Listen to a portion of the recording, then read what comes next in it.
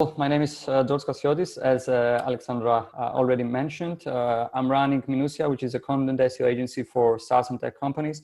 And we are working closely with mainly scale-ups and high-growth companies and helping them when it comes to their content and SEO efforts. And a very important part of that process is conducting a content audit, which may not be as important for a new website, but is very important when we are talking about websites that have a lot of content published on their blog, for example. Okay, so today's topic is going to be around that, and we are basically going to share with you our process of how we are auditing content for our clients. Okay, I guess that by now you are able to see my screen. Yes, we could. Okay, that's great. So today's topic is the importance of content audit in organic search performance. And once again, I want to stress the importance of this may not be ideal for a new website, but it's definitely something that older websites and websites that already have content published on their blog should pay attention to, okay, and should worry about. So what's the agenda? First of all, we are going to discuss the most obvious question, basically, why you need to conduct an audit in the first place. Then we are going to start breaking down our process, how we are doing things for clients, what data we use when we are auditing the content of a website, what are the criteria that we use in order to come up with certain actions for the pages that we audit, how we prioritize those actions, what you need to pay attention to if you decide to audit your website's content or the content of a client's website, and what you will need to have in order to do that, okay? So first of all, why do you need to conduct an audit, a content audit in the first place? The first reason, and the most important, is that you have pages that underperform, and you need to find those pages, and you need to fix those pages, okay? The truth is, and this is something that we've seen mostly in bigger websites, that those pages, the pages that underperform, don't let your website breathe and can possibly affect your performance in the long term, okay? So this is definitely something that you need to consider and to take an action on, okay? And last but not least, you have to give only the best you have out there, both to visitors, human beings that come to your website, and obviously to search engines, because SEO is important, okay? Now, what is the process that we follow when we conduct an audit to a website's content? First of all, we set up the content audit template, which is basically something that we've built in-house and that helps us, that makes the process a bit easier and a bit smoother, okay? Then, after we have set up the content audit template, we need to gather data from various data sources. I will explain later. And basically, this action is extremely important because it will help us assign an action for each of the pages included in the content audit. Okay, so our process is consisted of the 3 steps that we just saw: set up the content audit template, gather data, and assign an action. Okay, what kind of data? When we are auditing a website's content, the data that we take into account and that will affect our judgment is revenue. If the page that we want to evaluate generates any revenue for the business, for the website, organic traffic and organic visibility in terms of organic sessions for the last 12 months, and in terms of the number of organic keywords for each of the pages we include in the audit. And last but not least, we take into account link equity as well, because in terms of referring domains though, and not backlinks, because we want to know what are the pages that have backlinks, and we want to, this is basically one of the criteria, I would say, that will affect, in many cases, our judgment, even though the action is obvious, okay? And I will explain later with an example, okay? So first of all, we collect the data, okay? Here is a screenshot. I have some areas as blurred, as you can see, because it's from client data. We cannot, unfortunately, share. But as you can see here, what we have basically is that we bring data from various data sources, as I mentioned in our template, And as you can see here, we have backlinks in terms of referring domains, basically, and keywords from both of them from Ahrefs, okay? Next, based on the data that we've just pulled into our content audit template, we establish some benchmarks. And why this is important? Because we have to know what is considered to be normal based on that website's performance, okay? For example, we will establish some benchmarks in terms of, the number of keywords, okay? And we will say that the average number of keywords, for example, for a page in this website or in this website's blog is X, okay? And based on this X, we will then set our thresholds. And we will say that, for example, our threshold for revenue is 40, okay? Our threshold for the number of referring domains, backlinks, as you can see here, is 5. Our threshold for the number of keywords is 140, sessions 800, and so on and so forth. But this is different for each website because, as you can imagine, each website is different and it performs in a different way. So it's very important to establish some benchmarks in order to be able to set thresholds and to be able to, judge, let's say, the performance of each page individually. Okay, this is what we are trying to do here. So let's say that we do that. What are the actions? How how this is translated, let's say, in other words, in strategy, okay? The actions that we assign to each of the pages that we audit are the following. First of all, delete 404, okay? These are pages, as you will see later, that have absolutely no value for the business, the website, from the SEO side of things. These are pages that have to go, okay? Next, we have some pages that we need to leave as is because they have some value, they perform well already, and they generate new business for the website that we are auditing. So in this case, why wouldn't we want to do anything that would harm the performance of these pages? We want to just leave them as they are. Next, we are going to redirect or merge some pages that we are going to audit. And the reason for that is because, for example, a page may not get organic traffic in terms of sessions, but it may have for various reasons, because it has, for example, a linkable asset, something, an infographic. And we don't want to delete this page. We want to maintain that link equity, but we see at the same time that the page has nothing else to offer. So in this case, we could either decide to redirect this page to another relevant page or merge it with another piece of content, okay? And last but not least, we need to manually review pages that are basically the remaining ones, in the sense that they don't fall in any of the above mentioned categories, okay? So this is how our template looks like when we have basically assigned an action, we have pulled in the data, we have done everything that we've described so far. And as you can see here, for this particular blog of one of our clients, many of the pages that we had to be manually reviewed, okay? And basically, we are going to conduct a manual review, and then we are going to say that the best action based on what we see and based on all the data that we have in our hands is, for example, to redirect the page or to leave it as is, because it doesn't worth it spending time and resources into updating, and so on and so forth, okay? Now, let's see the criteria a bit, okay? Because we've seen how things look like, but let's get a bit more specific in terms of how we decide for each of the actions that we just saw. First of all, delete 404. As you can see here, we say that the page is going to be deleted when revenue of the page is 0 over a 12-month period. The number of sessions is also 0 over a 12-month period.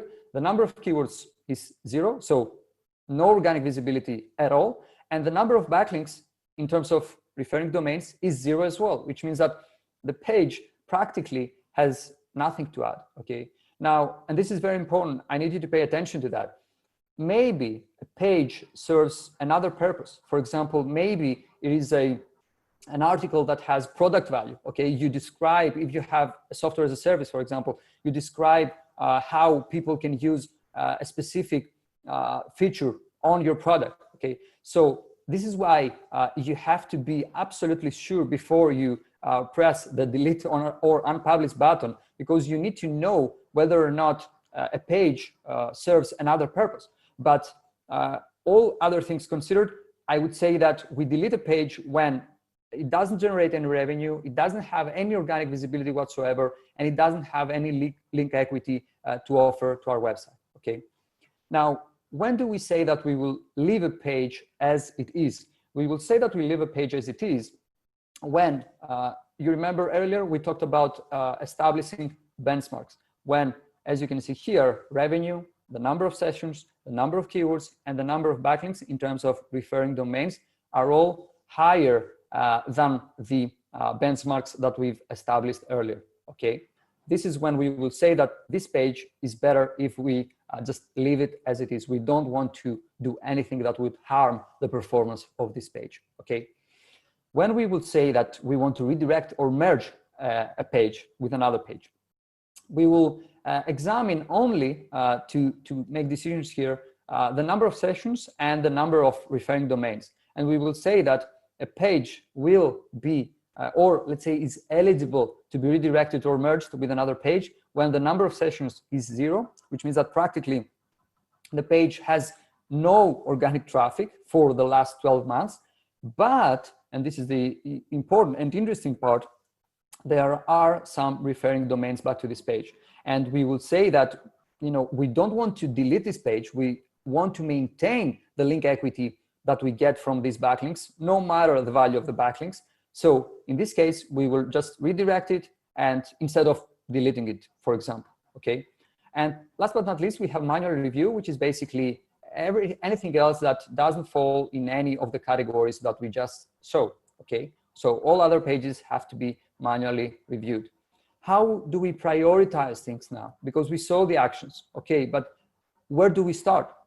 Because we have, especially when it comes to content SEO, you don't always have the time to do everything that you want. So first of all, we will delete pages. Okay, we will delete all the pages that have no business value, no value in terms of organic traffic, SEO, and so on and so forth. And we will start by doing that, because those are the pages that we want to, let's say, get rid of as soon as possible. Okay. Next, we will basically redirect pages or merge pages with other pages that are relevant. And we will do that because we want, as I mentioned previously, to maintain the value that those pages have. Okay. And last but not least, after deleting and redirecting pages, which is, I would say the easy part, we will continue with content updates. Okay.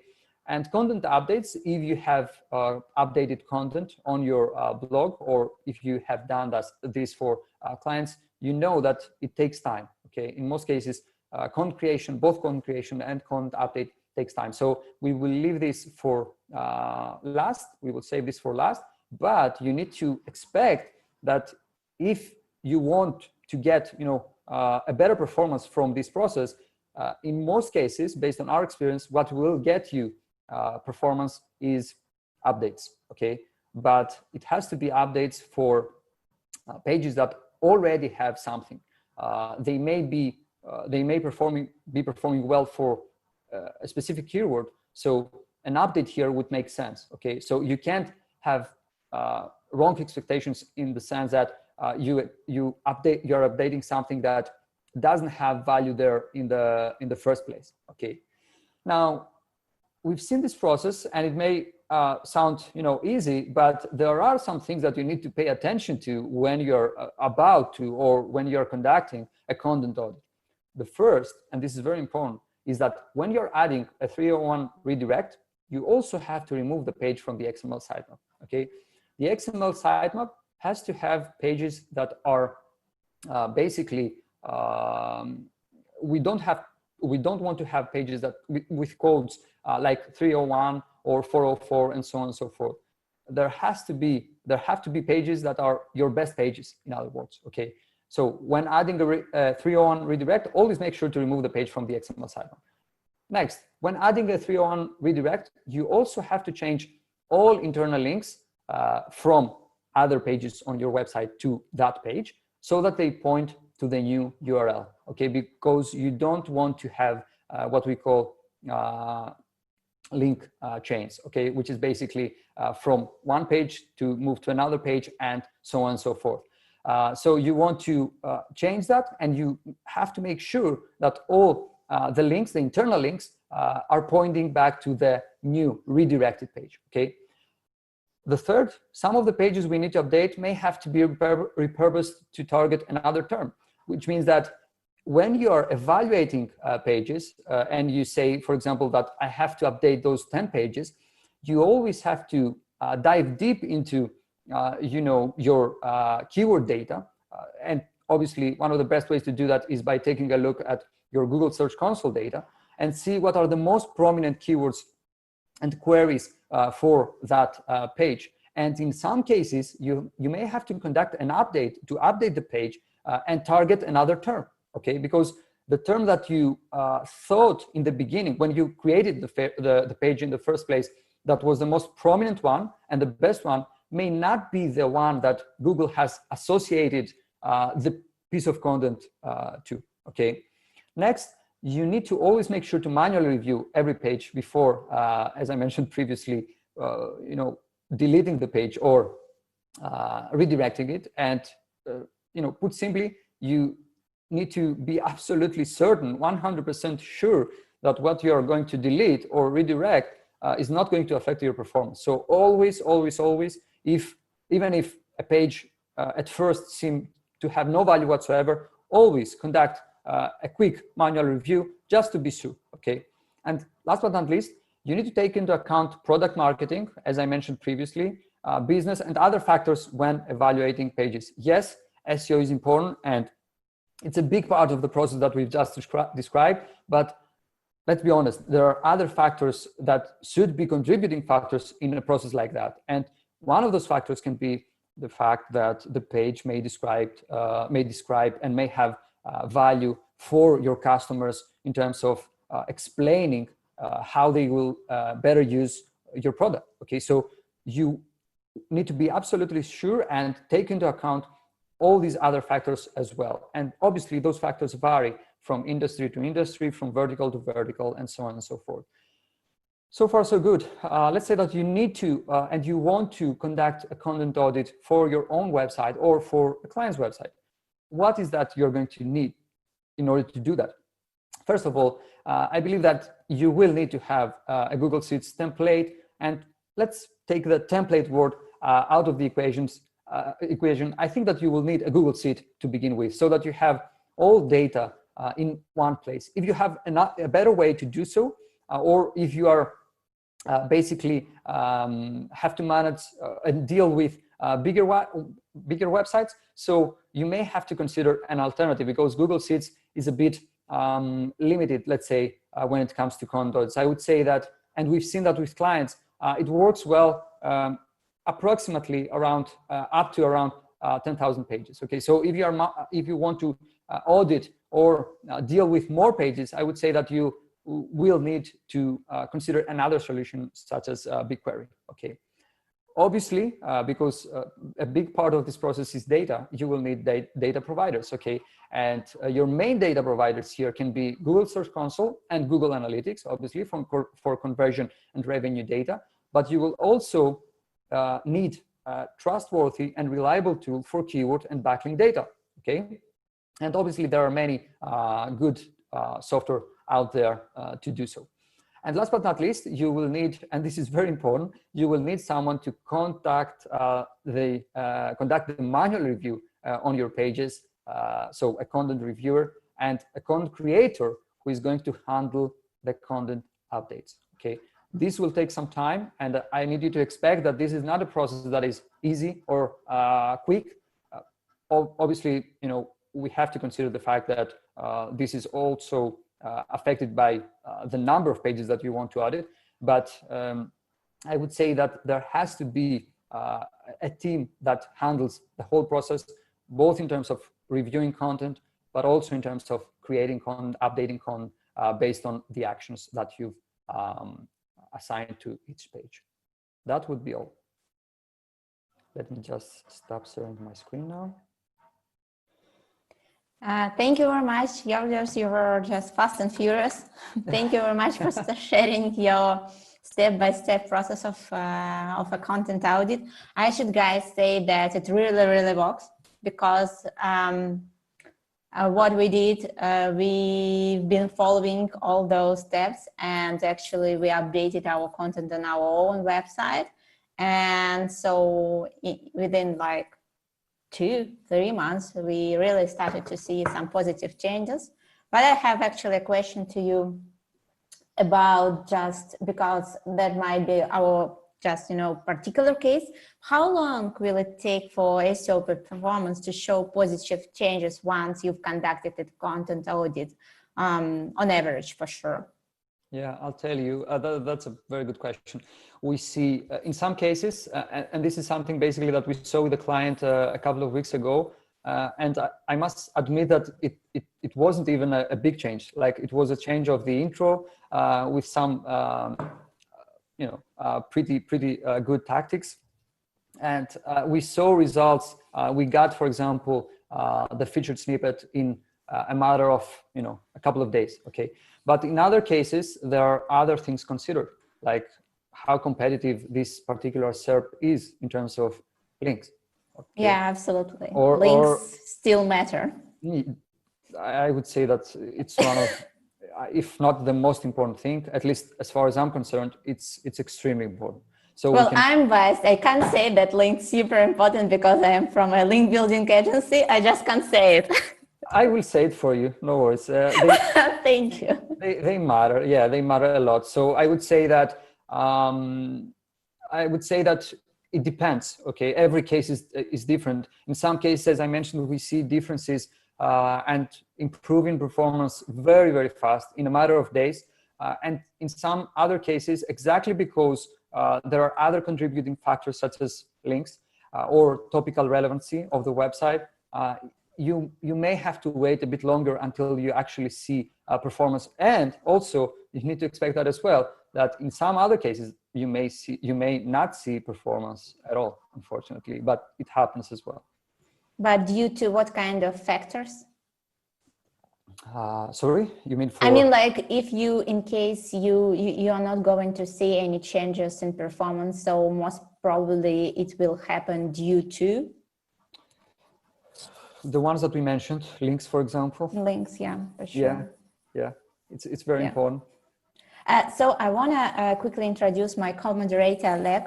Can you hear us? Yes, I hear Say you. something. Hi, guys. Yeah, so hi, guys. Hello. Yeah, awesome. So Alec, I guess you should have a few questions as well from your side too. Yes. It's linked with your first question. Do you think content audit is the right strategy to get some rapid rankings improvement? Or maybe better use some really great links if I need instant results in rankings? It depends on the dynamic of the website. If you have a website, and we have an example like that right now, we have a website, that has an amazing organic visibility. Really amazing. A content audit here makes sense because you already have a very solid base. So if you conduct some optimizations to this website, you will see performance, okay, in most cases. But on the other hand, if you have a website that's not so good in terms of organic visibility and doesn't have, let's say, as many pages in the top 10, I would say that even if you conduct the updates and even if you conduct the content audit and then do the updates, you have to be, let's say, prepared that the impact may not be as big as you expect. Okay, so I would say that every case is different. And as I mentioned, Oleg, in the beginning, we don't advise a content audit in all cases. We mostly advise it when there is a website with a lot of content and the content basically that hasn't been audited for a while. Okay, so in this case, we would say that, okay, we obviously have something that we need to audit, but at the same time, we see some potential in it as well. Okay. I don't know if that answers your question. Yes, it's clear. So sometimes we need to place some good links first and create a lot of content. Then Definitely. go with content audit. Definitely, because if you come with a new website, for example, and you say that, okay, I want to start building organic traffic for this website, you don't need a content audit because you don't have any content to audit. You know, what you basically need is, in this case, two things: good content, obviously, and very good links. So I would say that it always depends, but we cannot oversee the fact that content and links, both of them are extremely important when it comes to SEO. And at the beginning, I think you should always track your website, your technical state of your website, all technical SEO. Definitely, yeah. All these things are important, but once again, for me, the life cycle stage of the company and of the website as well are very important. So for a new website, we wouldn't advise a content audit at all. I mean, what we would say is you need to do a proper keyword research so that you identify opportunities in your niche, and then you will need to start creating content and build links back to these, the pages that are the most important to you. Okay, so if in the other hand we had a website that's already, let's say, has some years and has some content, we would say that one of the first things that we need to do, guys, here is to conduct a content audit to see how the things that we have right now perform, okay, and see what we can get out of that performance. Thanks. Now it's clear. I think our listeners definitely should use your advice. Hopefully. Yeah, I have the very last question. So it's going to be a bit beyond content audit. So what kind of additional resources do you need to consider before starting your content audit process? Because obviously you might need something else in order to ensure that all your changes will really be meaningful and affect your SEO visibility. Yeah, that's a good question. But honestly, we work with that on a case-by-case basis. But what would you just, on a general basis, if a client would ask you, okay, what kind of resources do I need to just, to implement all content audit, kind of changes or content audit deliverables in the right way? I will need to know if there are any specifics about their content. For example, especially when it comes to SaaS companies, very often there is product involvement in terms of, we may have a piece of content that targets, it's obviously that it targets a keyword, but at the same time, there is product involvement in the sense that there is a mention of the product. So we have to see how, at what scale this is done in order to be able to understand that and say basically that, okay, this page may not have as much SEO value in terms of, getting organic traffic and ranking for keywords, but it has business value. So we cannot, let's say, redirect it or delete it or whatever. But I think that, Alexandra, the best thing to do when you're about to do a content audit or when you're doing a content audit and you need to work on the actions that we just saw, is to be able to execute fast, like to have someone to actually go through the content and manually review the pages, to have someone to actually start creating, updating content. Okay, so I would say that one of the best things to do is to have time and available resources in order to be able to execute fast. Yeah, sure. It makes total sense. Thank you very much, Georgios. Thanks for joining us today. There was a pure pleasure listening your content audit process. So thank you very much one more time. Hope to see you among our speakers one more time. Thank you very much. And have a lovely, in your case, a lovely evening. Thank you very much. Cheers.